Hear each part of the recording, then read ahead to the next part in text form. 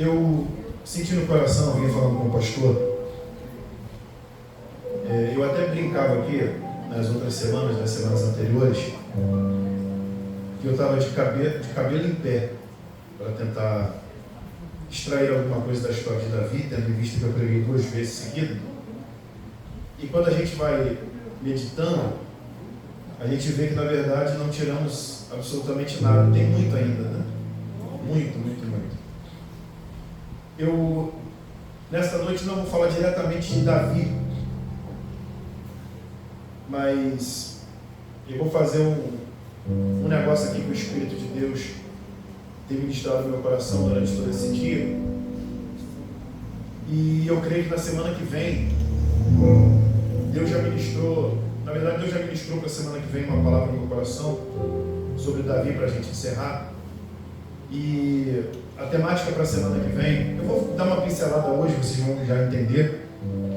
A temática para a semana que vem é a pedra que derrubou o gigante. Vou falar um pouquinho aqui. E a pedra que derrubou Davi. Vocês vão entender lá na frente. A pedra que derrubou o gigante, mas também teve a pedra que derrubou Davi. E aí a temática é oriunda de um pensamento que Deus me deu. Qual o pensamento que Deus me deu? Por mais bela que seja a pedra, a ponha no sapato. Isso para não falar espinho na carne, fraqueza. Davi tinha uma pedra. E nenhuma dessas pedras ele apoiou no ribeiro. Porque o grande segredo é que a gente derrota muito gigante. E o grande problema é que perdemos para nós mesmos. É ou não é? Tudo que é externo, você vence. Mas quando se trata da própria vida, às vezes nós perdemos. O próprio Paulo disse que o bem que ele queria fazer, ele não fazia, e o mal que ele não queria fazer, isso ele praticava porque imperava sobre ele, operava sobre ele a lei do pecado. Eu vou dar uma pincelada em Davi, mas eu preciso que você, depois de ler comigo esse verso que está aqui atrás, 1 Samuel 17:40, eu quero que você leia comigo também Atos dos Apóstolos, capítulo 3.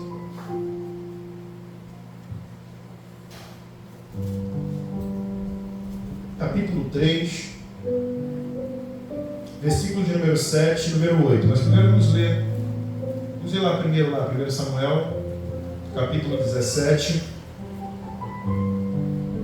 verso número 40, diz assim: tomou o seu cajado na mão e escolheu para si 5 cestos do ribeiro, e pôs no alforje de pastor que trazia, a saber, no surrão, e lançou mão da sua funda e foi-se chegando a Filisteu. Vai lá, Atos 3,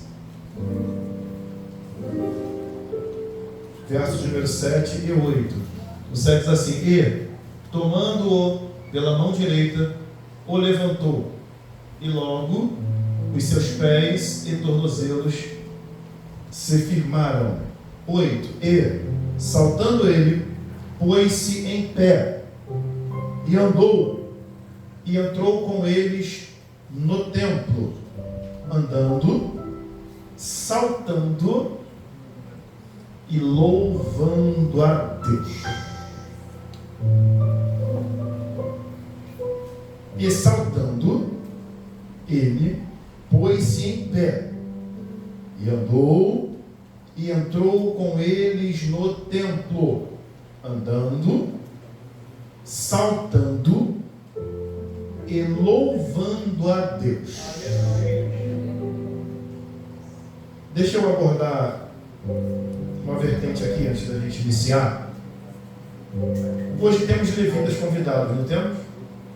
Temos aí adoradores, que possivelmente estão nos instrumentos. Temos os levitas, né? Que por mais que não seja da tribo de Levi, mas são aqueles que atraem a presença, que são da casa também, que já adoraram. Mas nesse texto aqui, eu consegui perceber um levita que ainda nem havia se convertido. Porque normalmente nós temos levitas da casa ou convidamos levitas de fora, de outras igrejas, para que somem conosco, a fim de adorar ao Senhor com legitimidade, como sempre. Mas nesse texto eu vi um levita que ainda não havia se convertido ao Evangelho. E quando eu falo sobre um levita que não havia ainda se convertido ao Evangelho, eu me prendo aqui na epígrafe do texto, em que diz que sobre a cura de um coxo e o discurso de Pedro no templo. O texto é muito claro que existiam pelo menos 3 períodos de oração no templo, no costume antigo. E esses 3 períodos de oração, o primeiro era a hora terceira, mais conhecido como 9 da manhã. Depois tinha também a hora sexta, conhecida como meio-dia ou 12 horas. E também existia o período da hora nona, 15 horas ou 3 da tarde. O texto é muito claro ao nos informar que Pedro e João subiam juntos ao templo à hora da oração. E eu não sou um exímio na língua portuguesa, mas eu amo a língua portuguesa, porque ela me ensina a pregar muito mais do que exegese, do que hermenêutica, do que homilética. E por que eu digo isso? Porque o texto diz no verso 1 que Pedro e João subiam juntos ao templo com crase, à hora nona. Por que esse com crase? Porque era uma hora exata. Não era 15h30, 15h01. Era 15 horas. A crase conota-se então uma exatidão quanto à hora. Ou seja, o texto diz que eles estavam tão acostumados a subirem ao templo a hora da oração, que talvez eles pudessem perder a hora do café, a hora da janta, mas eles eram compromissados com a hora da oração. Aleluia. E eu lendo a Bíblia, eu pude perceber muito claramente que nós podemos deixar, irmãos, de ir ao shopping muitas vezes, ou até mesmo ir à praia. Eu acho que eu já disse isso aqui. Porque nada disso é nosso dever. Nós não devemos ir à praia. Nós podemos ir à praia. Nós não devemos ir ao shopping. Nós podemos ir ao shopping. Agora, Lucas 18, sobre a mulher que tinha um adversário, que tinha um juiz inimigo, a epígrafe diz o seguinte: e Jesus lhe propôs a parábola do dever de orar sempre. Ou seja, orar é dever, e oração é algo que devemos fazer sempre, porque estamos acostumados a acordarmos pelas primeiras horas da manhã, e a primeira coisa que pegamos é o aparelho celular, porque nós queremos falar com alguém ou ver se alguém falou com a gente, mas a gente não se propõe a ter uma vida de oração.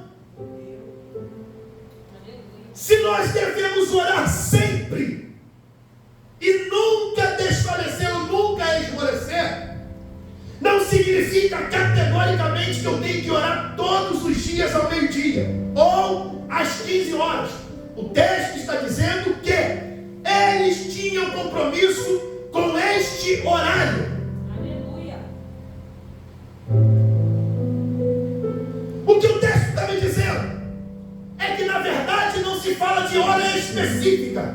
Eu tenho que orar meio-dia. Não é isso. É sobre o dever de orar sempre. Por quê? Porque eu tenho hora para muita coisa. Eu só não tenho hora para orar. E quer uma prova disso? Eclesiastes, o livro do pregador, o sábio Salomão, ele escreveu uma coisa que me chamou a atenção já no verso 1. E o que ele escreveu, pastor? Preste atenção nisso. Olha o que ele escreveu. Há um tempo determinado para todas as coisas. É para tudo. Há um propósito debaixo dos céus. Vamos lá? Ele falou sobre tempo e falou sobre propósito. Deixa eu lhe fazer uma pergunta bem carinhosa. Quanto tempo você descobriu na sua mente idealizadora que o dia parou de ter 24 horas? Qual foi o dia que a semana parou de ter 7 dias? Eu acho que em momento algum, né? Então, na verdade, de onde surgiu essa ideia de que eu não busco a Deus porque não tenho tempo? Meu Deus. E aí eu te faço uma singela pergunta. O que nos falta? Tempo ou propósito? Cá para nós, a gente só não faz o que a gente não quer. Não é? Eu não emagreço porque eu não quero. Porque no lugar do alface, eu vou na lasanha. E aí o tempo que eu tenho para esperar a lasanha ficar pronta, eu gastaria muito menos tempo preparando uma salada. Ah, Leandro, lasanha é muito mais gostoso. Eu sei disso. Só que eu falo sobre tempo e propósito. Então, às vezes, o que nos falta não é tempo, o que nos falta é propósito. Glórias ao nome do Senhor.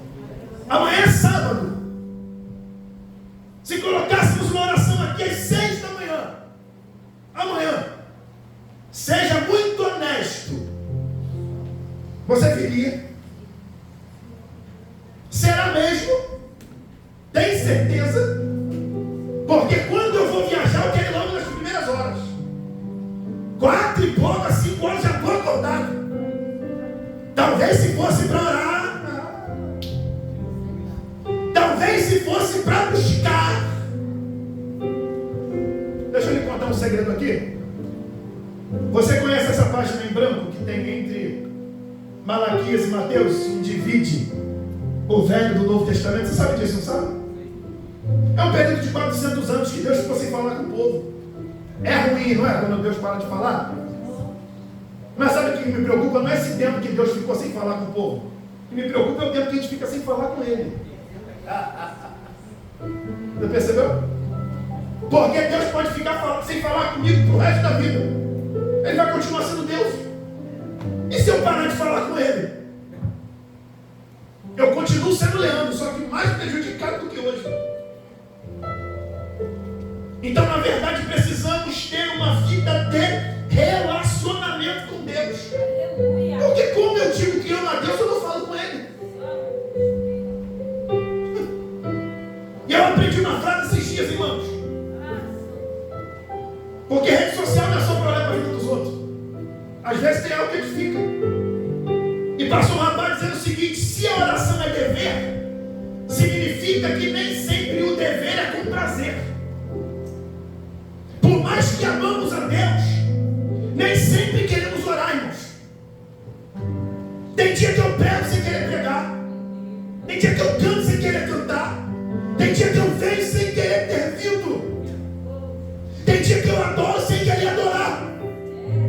Mas esse é o segredo da disciplina.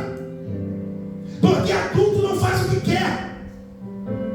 Adulto faz o que tem que ser feito. E ponto final. Glória. Você entendeu isso? Glória a Deus. Olha o que o texto diz, irmãos. Por isso que eu amo a língua portuguesa, por mais que eu não seja um exímio. Eles subiam com crase, a hora nona, exata. Eles tinham hora para orar. Ou seja, eles negociavam talvez com muitas coisas, mas de coração não negociavam. Eles subiam à hora nona, às 15 da tarde, às 3 horas. Só que o que me chama a atenção é que eles subiam. Olha a expressão da língua portuguesa, eles subiam. Eles não subiram nem subiriam. Não é passado e não é futuro. Não é nada passado nem nada escatológico. O texto diz que eles subiam. Essa expressão subiam significa constância. Tu acha que eles subiam só segunda? Tu acha que eles subiam só terça? Tu acha que eles subiam só quarta? Claro que não. Eles subiam. Enquanto tivesse oração, eles estavam lá. Eu descobri um detalhe aqui. Olhem para mim, por favor. Discorrendo o texto, eu percebi. Eu não sei se esse era o motivo principal, mas era um dos motivos pelo qual eles passaram a ter uma vida de oração, ou sempre tiveram. A gente vai discorrer e você vai entender. Quando eles estão entrando no templo, o texto diz, irmãos, que todos os dias colocavam um homem ali. Desde o ventre da sua mãe, ele sempre foi coxo, ele nunca andou, sempre foi aleijado. Colocavam ali. Só que a intenção de quem colocava ali era para que ele pedisse esmolas que entravam. Depois a gente discorre de uma outra forma, mas eu fiquei perguntando por que não pediam a quem saía. A quem saía. Só pediam os que entravam. Só que o texto diz, irmãos, que Pedro e João iam entrando no templo. E quando eles iam entrando no templo, o texto diz que eles, vendo a Pedro e a João, pediu que lhe desse uma esmola, ou alguma esmola. Só que Pedro também e João o avistaram e disseram o seguinte: olha para nós.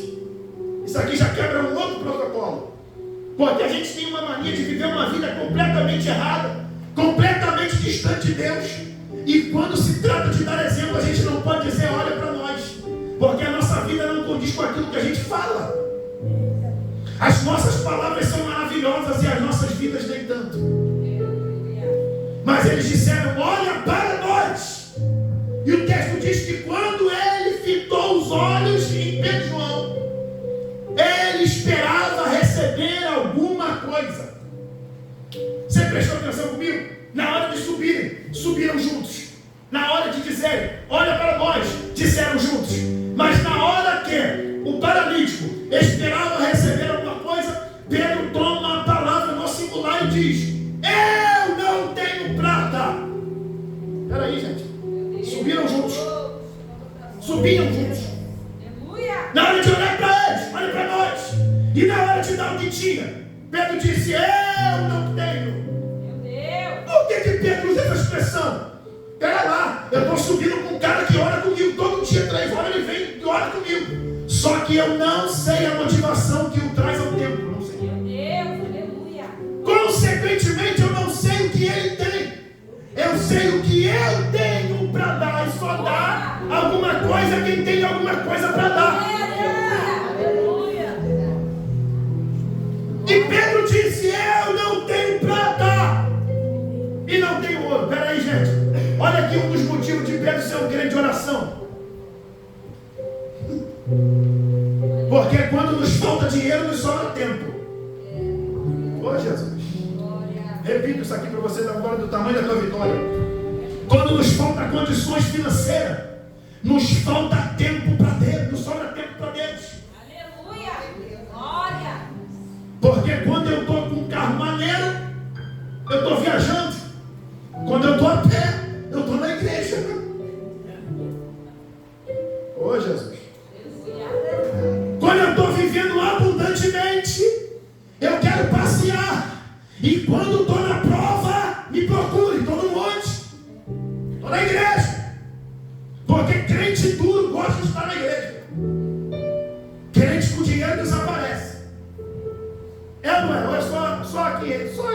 em Japeri que tem isso. Aqui não existe isso. Quando a gente está bem, a gente não quer. Quando está mal, a gente é o primeiro a aparecer. Glórias ao nome do Senhor. E deixa eu te contar um segredo aqui. Quanto tempo que a gente não chora na presença de Deus? Sabe por que a gente não chora? Porque a gente não teve motivo para chorar. E quando a gente não tem motivo para chorar, na verdade a gente não chora. Não é porque não tem motivo em si. É porque na verdade não temos mais sensibilidade.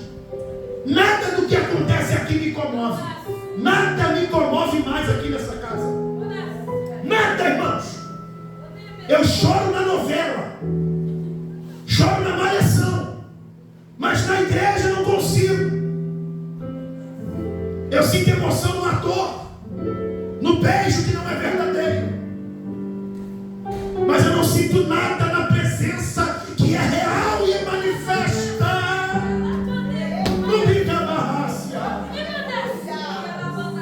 Eu não sinto nada aqui dentro. E como disse um grande sábio, eu lendo a Bíblia encontrei diversos defeitos, todos eles em mim. A Bíblia não erra. Quem erra somos nós. E como a gente não consegue sentir mais nada na casa, só que Pedro disse: eu não tenho prata, não tenho ouro, mas o que eu tenho, isso eu te dou. Em nome de Jesus Cristo, o Nazareno. Olha o que está faltando no nosso meio. Pedro liberou: levanta-te e anda. Quanto tempo tu não vê mais um levanta e anda? Quanto tempo tu não vê um levanta e anda mais na igreja? Pedro disse: levanta e anda. Peraí, irmãos, olha para mim aqui rapidinho. Redobra a sua atenção, não vou demorar muito. Quando Pedro disse levanta e anda, preste atenção comigo, por favor. Quando Pedro disse levanta e anda, eu fiquei empolgado, Bruno. Por quê? Porque esse homem não levantou. Eu falei assim, gente, se Pedro está dizendo eu não tenho prata, não tenho ouro, o que eu tenho eu te dou, mais o que tem, olha a língua portuguesa de novo. Vamos lá, recapitula comigo. Rebobina, fita cassete, rebobina. Mas o que eu tenho, isso te dou. Olha a língua portuguesa de novo. Ele não está dizendo uma das coisas que tenho eu te dou. Ele está dizendo o que eu tenho, isso eu te dou. Era como se Pedro estivesse dizendo para ele: eu não tenho o que você quer, já o que tu precisa. Era como se Pedro estivesse dizendo: eu não tenho dinheiro, porque se eu te der dinheiro, eu não te ajudo, eu mantenho, faço manutenção da tua situação atual. Porque se eu te der o que tu quer, tu volta aqui amanhã de novo. Oh, Jesus. Só que Pedro entendeu: eu preciso que Deus me use para que você passe a andar com as próprias pernas. Olha o que o texto diz, irmãos. Pedro não deu uma das coisas que tinha, ele deu o que tinha. O meu desejo para a tua vida, irmãos, é que em algum estágio da sua vida você só tenha Jesus para oferecer. E que se alguém se aproximar de você, terá que levar Jesus, porque Jesus será a única coisa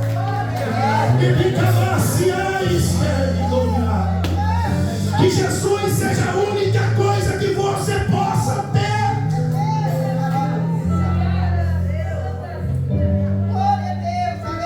Eu estou sentindo uma presença aqui, irmãos. Eu não tenho prata, não tenho ouro, mas o que tenho, isso te dou. Levanta e anda. E o cara não andou não, irmãos. Quem levanta e anda fajuto é esse que o cara não andou. Só que Pedro identificou o seguinte. Repare comigo. Versículo subsequente diz o quê? E estendendo a mão, o levantou. Versículo 7, volta para mim. E tomando-o pela mão direita, o levantou. Foi depois, irmãos? Não. E logo os seus pés e tornozelos se firmaram. Por que Pedro estendeu a mão? Veja eu te contar o segredo? Você lembra que Pedro um dia já afundou? Ah, você não lembra disso não. Ah, irmão, desceu aqui, eu posso entregar. Entregar é comigo. Acreditar é contigo. E confirmar é com Deus. Por que Pedro entendeu que ele tinha que estender a mão, irmão? Por que isso? Porque Pedro identificou: evangelho não é teoria. A irmã já pegou lá atrás. Evangelho não é teoria. Evangelho é prática. Falar sobre Jesus, até papagaio fala. Tem que ter atitude de crente, meter a mão, fazer a obra, fazer alguma coisa para agradar o Senhor. Pedro estendeu a mão e o levantou. Ele não só estendeu a mão porque o evangelho é prático e não só teoria. Ele estendeu a mão porque no pior momento da vida dele, ele afundou. Posso melhorar? No melhor momento da vida dele, ele afundou. Porque ele estava andando sobre as águas. E do nada, na maior experiência, ele teve o maior medo. Oh, Jesus. A mesma disposição que ele teve para andar sobre as águas foi o medo que ele teve por ter afundado.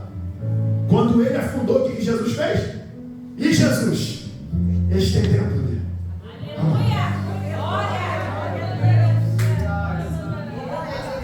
Aí eu descobri por que um dia Pedro afundou. Para que futuramente ele soubesse se tratar de quem está caído.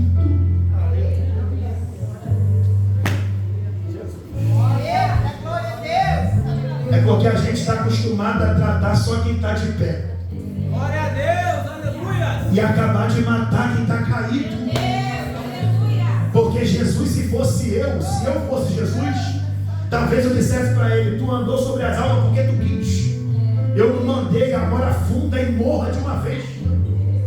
Mas Jesus estendeu a mão. E só vai saber o valor de estender a mão quem um dia já teve uma mão estendida para si. Porque Jesus não está à procura de quem aponta dedo. Jesus está à procura de quem estende a mão. Aponta dedo, todo mundo aponta, irmão. Eu quero ver estender a mão. Ah, mas ele é um viciado. Estende a mão. Tu já foi também. Ah, mas eu nunca fui um viciado. Mas isso já se prostituiu. Eu nunca me prostituí, mas já roubei. Ah, Leandro, você está sendo doido porque eu nasci crente. Nasceu pecador. Sinto lhe informar. Oh, Jesus. Sinto lhe informar isso. Só que o texto diz, irmãos, que quando Pedro estendeu a mão, o levantou, e logo os seus pés e tornozelos se firmaram. Eu preciso que você redobre a sua atenção agora, por favor. Como diz os mais ousados, aperte o cinto. Ouça aqui, por favor. E logo os seus pés e tornozelos se firmaram. Você percebeu o que o estender de mão fez? E logo os seus pés e tornozelos se firmaram. Ou seja, aquele homem nunca havia andado na vida. Creio eu, isso aqui é imaginação minha, que ele tenha saído do ventre da mãe, tenha ficado um pouco grande e tenha tentado ficar de pé algumas vezes. Isso é imaginação minha. E quando ele talvez, ou a família, topam de ficar na porta do templo e pedir o dinheiro, é porque ele já tinha abolido todas as expectativas, ele não acreditava mais em absolutamente nada. Só que agora ele tem os seus pés e tornozelos firmados. E aí eu perguntei a Deus, por que os pés e tornozelos? Você percebeu que os ossos alcançados por Jesus na vida desse homem foram só dos joelhos para baixo? Porque cada pé tem 26 ossos e cada tornozelo 3. Ou seja, 26, 52. Com mais pés de cada tornozelo, 58. O ser humano possui 206 ossos. E aí eu fui ver que 58 numa escala de 206 nada mais é do que pouco mais de um quarto da quantidade de ossos do corpo. Só que osso na Bíblia representa estrutura. tinha pouco mais de um quarto da sua estrutura comprometida. Só 2 joelhos para baixo. Os ossos que o impediam de ficar de pé. Lendo o texto, olha o que termina o versículo 7, você está vendo aí. E os seus pés e tornozelos se firmaram. Não me pergunte, mas ele veio do ventre já desse jeito.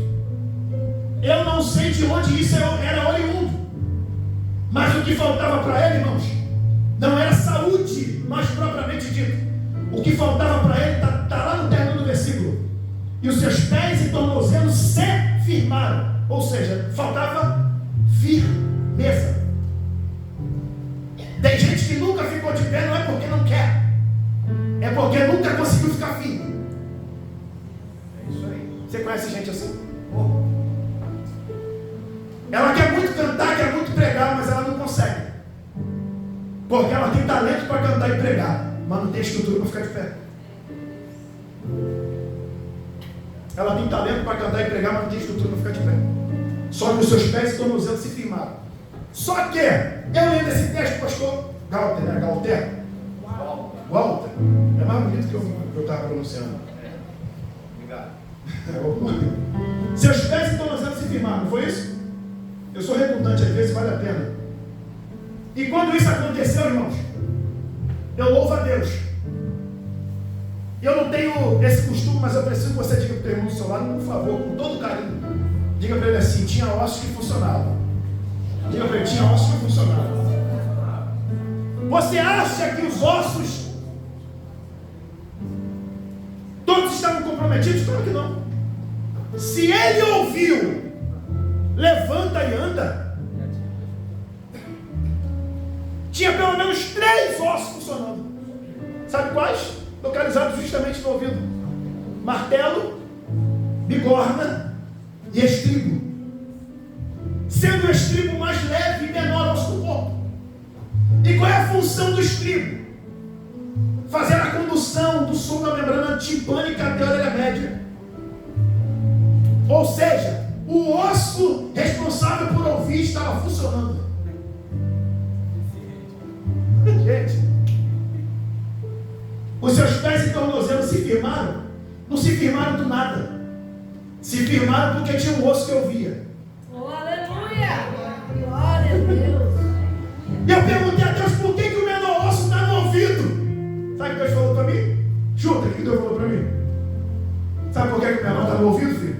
Porque os grandes não querem ouvir mais.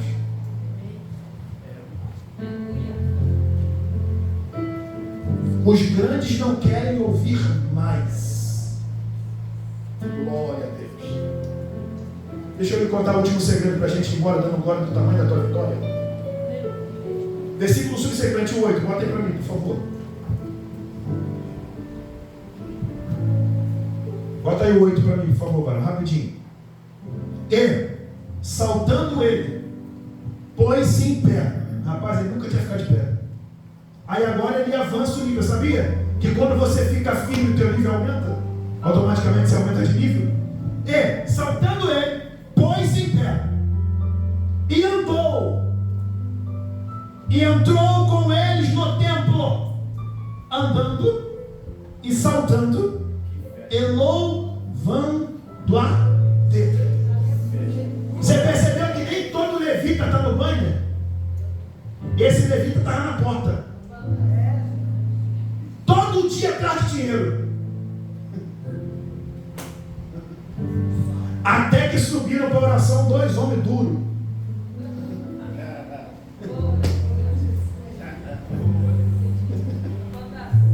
Oh, Jesus. Não estou fazendo apologia à miséria. Só estou dizendo que os caras eram duros, mas tinham Cristo. Fique de pé, por favor, para a gente orar.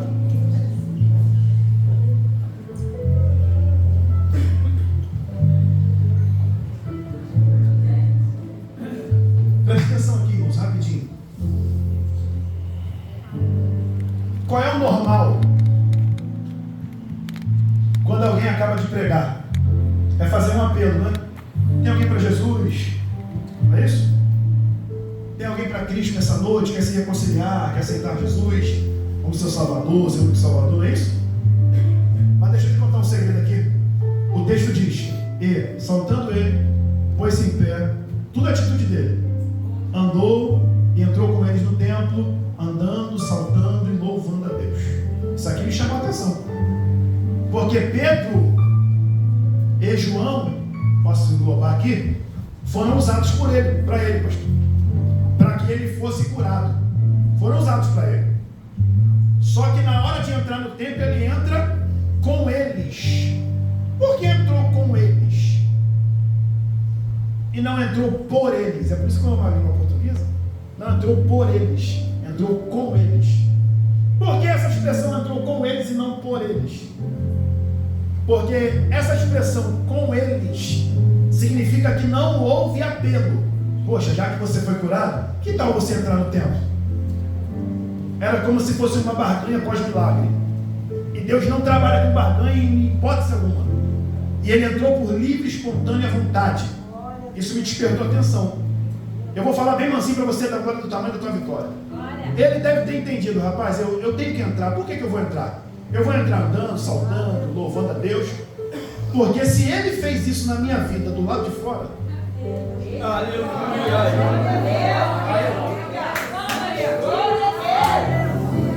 eu vou ser redundante aqui. Eu vou entrar, vou saltar e vou louvar a Deus. Que cá para nós, se tudo isso aconteceu do lado de fora, o que não aconteceria do lado de dentro? Deixa eu espiritualizar a coisa aqui. Tu já viu a gente fora do querer de Deus muitas vezes, quase todo dia. Essa é a verdade. E tu viu o que Deus faz? Imagina no dia que a gente entrar. E deixa eu finalizar aqui com sabor de mel, com um amém bem angolano, my God. Não um amém com sabor de chocolate. Quem estava lá dentro do templo, pastor, começou a fazer isso aqui, o que a galera faz hoje. Começaram a agarrar para eles, irmão. A gente não pode largar vocês. Vocês são, cara, eles são demais. Pedro, afasta. Varões israelitas, por que vos maravilhais tanto disto?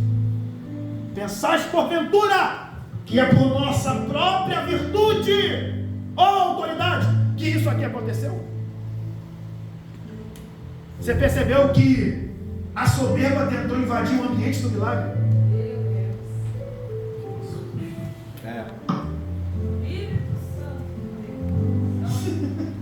Oh, Jesus. Estou sentindo uma graça aqui, irmãos, tão diferente. Mas tão diferente, tão diferente, tão diferente.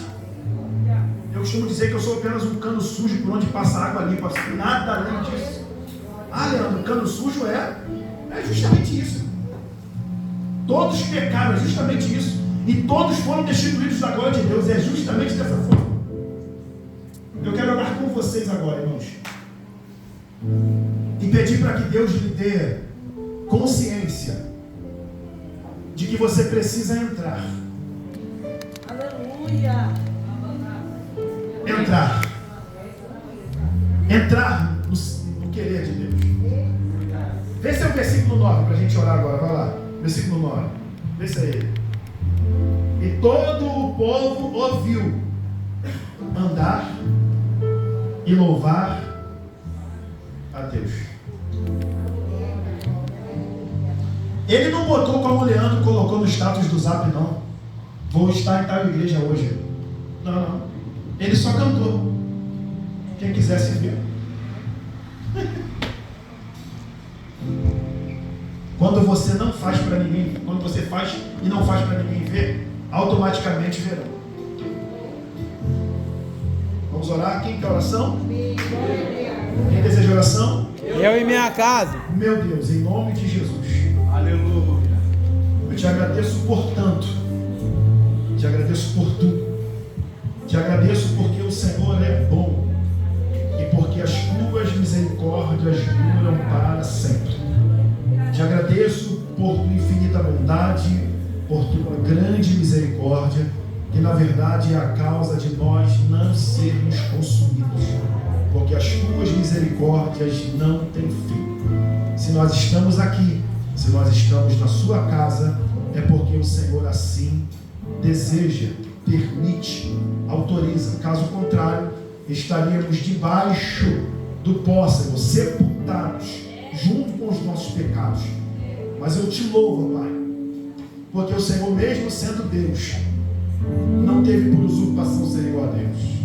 O Senhor se despiu de toda a sua glória e veio aqui a esta terra e foi obediente até a morte de cruz, pelo que recebeu o nome que é acima de todos, sobre todos os nomes, que todo joelho se dobrará e toda língua confessará que só o Senhor é Deus. Obrigado por isso, obrigado por tudo, obrigado por tanto. Nos leva em paz, nos leva em segurança. É o que eu te peço em nome de Jesus. Toma teu assento rapidinho. Deixa eu lhe dizer uma coisa aqui para entregar o microfone e a gente ir embora. Semana que vem eu vou encerrar com Davi e uma pedra especial aí no gatilho.